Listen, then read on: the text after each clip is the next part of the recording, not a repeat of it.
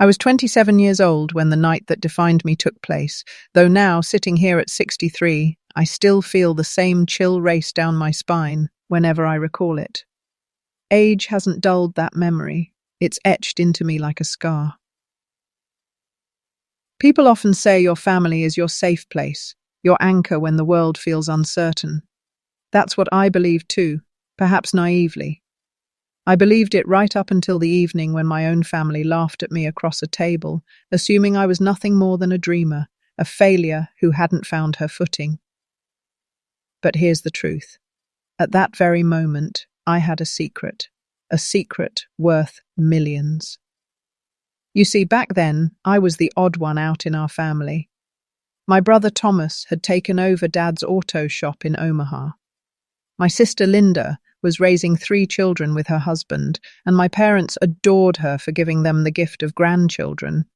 Me, I was the daughter who had dropped out of college, who rented a rundown apartment in Tulsa, and who, according to my family, had wasted her potential on internet nonsense. But they didn't know.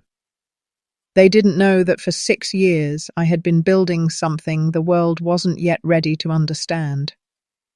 So let me ask you, have you ever carried a truth so heavy, so enormous, that you couldn't share it even with the people you loved most?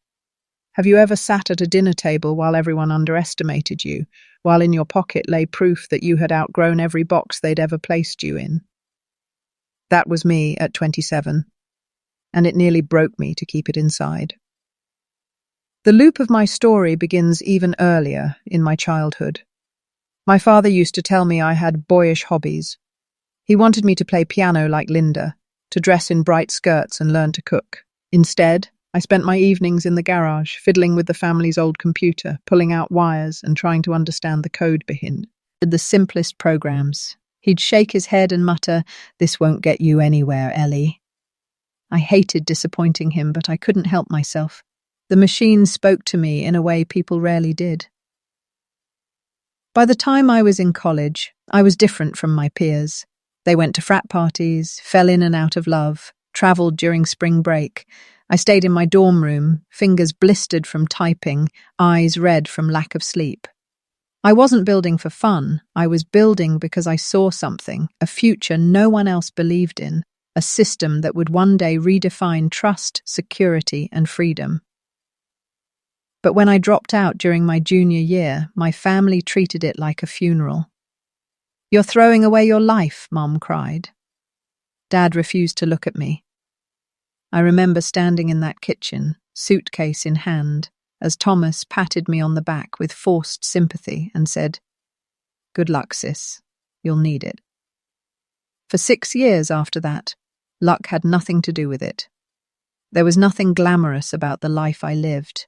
Ramen noodles, thrift store furniture, no health insurance. I coded until dawn, only to delete entire scripts by noon because they weren't right. Friends stopped inviting me out. Boyfriends didn't last longer than a month. My world shrank to 4 walls and a glowing screen. But my conviction never wavered. And then the emails started. Small firms asking if I'd consider selling. At first, it was laughable. 3 million, 5 million, 8. Numbers that would have made my family faint, yet I knew they didn't reflect the value of what I'd built, so I turned them all down. Until one day, a European investment group flew to Tulsa just to meet me. They sat in my cramped apartment, 5 men in sharp suits who looked wildly out of place among the stacks of energy drink cans and sticky notes taped to the walls. Their final offer, $27.5 million, plus a 2-year consulting contract. I signed the papers with trembling hands. 2 days later, I was at that family barbecue. The smell of grilled corn hung in the air, kids chased each other across the yard, and laughter echoed off the wooden fence. My father raised a beer bottle toward Thomas, bragging about how steady and reliable his son was. Then he turned to me, smirk tugging at his lips. "Ellie, you still doing that internet thing? You know, Derek's dealership is hiring. Might be time to get a real job." The table erupted in laughter. I forced a smile, but inside my heart thundered. In my purse lay a contract that made me worth more than everyone at that table combined, yet they saw me as nothing, invisible. Here's the connection point. In that moment, I realized something that has shaped the rest of my life. Success isn't about who recognizes you. It's about who you become in the silence when no one is watching. I could have thrown the truth in their faces. I could have told them about the millions, about the men in suits who had begged for my signature. But I didn't. I stayed quiet, nodding, swallowing the burn of humiliation, while secretly holding the knowledge that my life had already changed. The suspense didn't wait for years to arrive. It began that very night. Because when you hold a secret like that, when you live among people who think you're nothing while you're holding everything, you start to wonder, how long can I hide it? How long before the truth rips through the fabric of the life you've stitched so carefully? That question haunted me then, and in a way, it still haunts me now. The morning after that barbecue, I woke up in my apartment, sunlight streaming through the blinds onto a stack of legal papers. I remember sitting up in bed, the surreal weight of it all pressing against my chest. 27 years old, and suddenly I had more money than I could have imagined in my wildest dreams. And yet, I felt oddly hollow. What was I supposed to do with it?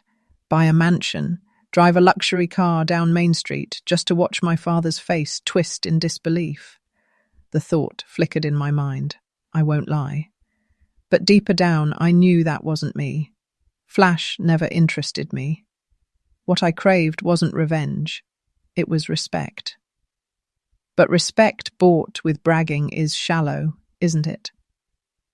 So I made a choice that day. I wouldn't tell them. Not yet. Maybe not ever. I would live simply, and instead of parading my success, I would use it quietly, silently, to lift the people I loved in ways they couldn't trace back to me. That decision shaped the next decade of my life.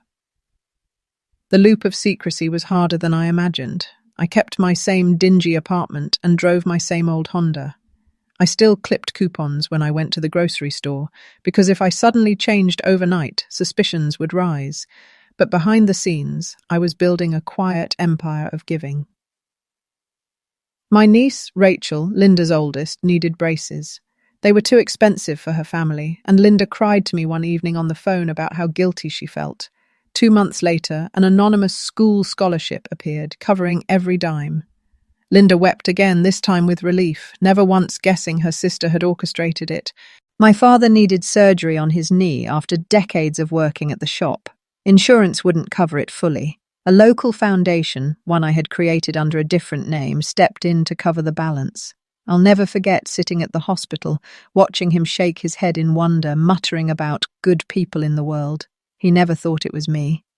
Even the family farm, weighed down by taxes, was saved at the last second by a mysterious benefactor. Thomas boasted at the next holiday dinner about how lucky they'd been. My mother crossed herself and said, "God always provides." I just smiled and passed the mashed potatoes. But here's where the suspense began to build. Not all secrets can stay hidden forever. By the time I turned 35, whispers had started. My family began to speculate about the mysterious donor who seemed to have a soft spot for us. At Christmas, Dad leaned across the table and said, "Ellie, maybe you should apply for help too. Whoever this angel is, they seem to like folks around here."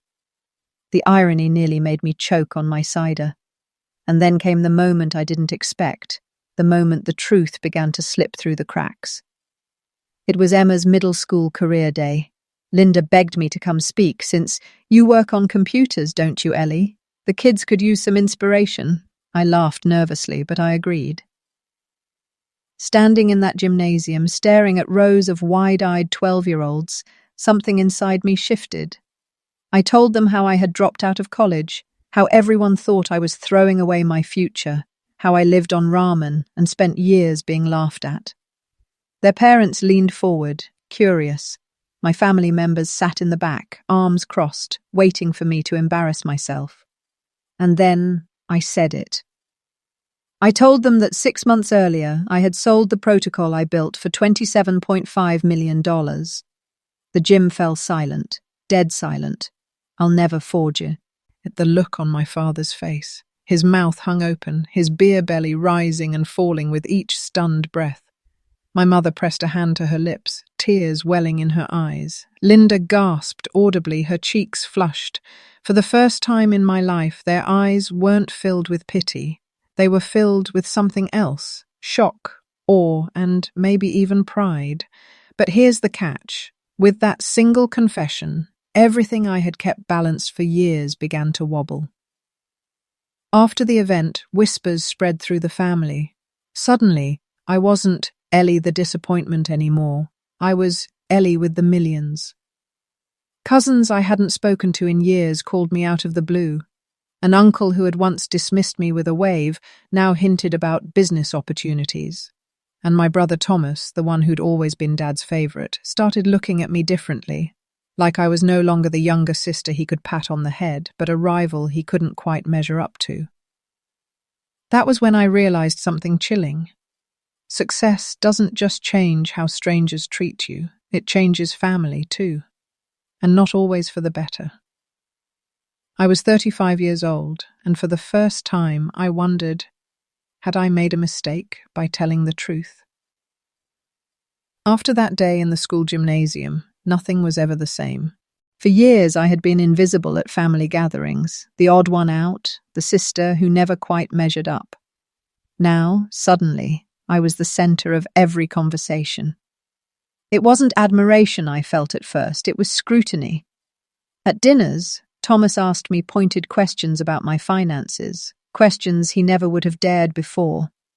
Linda began bringing me articles about charities she thought I might like to support.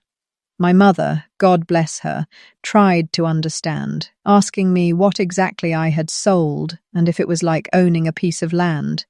And my father, the man who once smirked at my so-called wasted potential, would fall quiet whenever I spoke, as if re-evaluating every memory he had of me. At first, I thought maybe this was the respect I had always wanted. But respect, I learned, isn't always pure. Sometimes it's laced with envy, fear, and resentment. The loop of my secrecy had ended, but a new loop of tension began. I started noticing changes in Thomas. He had always been proud of running Dad's auto shop, the golden child who carried the family trade forward. But now, every time we gathered, I could feel the bitterness radiating from him. One evening he muttered under his breath, "Money doesn't make you better, Ellie." I wanted to snap back, "No, but belittling me never made you better either." Instead, I bit my tongue. Linda, on the other hand, grew closer.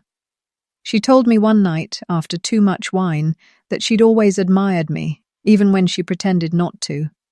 "You had guts," she whispered. "I followed the rules, but you carved your own." That meant more to me than she'll ever know. But the real suspense came with what happened 2 years later. A letter arrived in the mail, an anonymous note, no signature, no return address, just a single sentence written in blocky handwriting.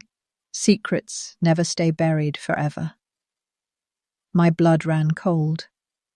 I read it over and over, heart pounding. Was it a threat, a warning? Had someone discovered the anonymous trusts, the hidden donations, the quiet ways I had funneled my wealth into helping my family, or was it someone from the outside, a stranger who had pieced things together? I never found out who sent it, but from that day forward I realized the truth. Money might buy freedom, but it also paints a target on your back. Still, I pressed on. I invested wisely, quietly. I lived modestly, never flashing wealth, and I used my resources to make sure my family never fell too far.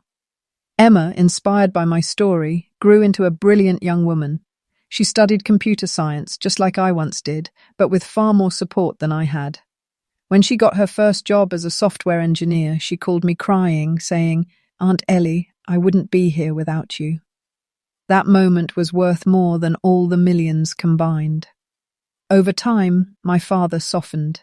One Christmas, years after the barbecue where he laughed at me, he pulled me aside. His hands trembled, his voice unsteady. "I didn't understand back then," he admitted. "But I'm proud of you, Ellie, more than you'll ever know." Those words, late as they were, healed something in me I didn't realize had been bleeding all those years. And yet, even now, as I sit here at 63, I still carry that letter in a locked drawer. Sometimes I take it out, run my fingers over the worn paper, and wonder who sent it.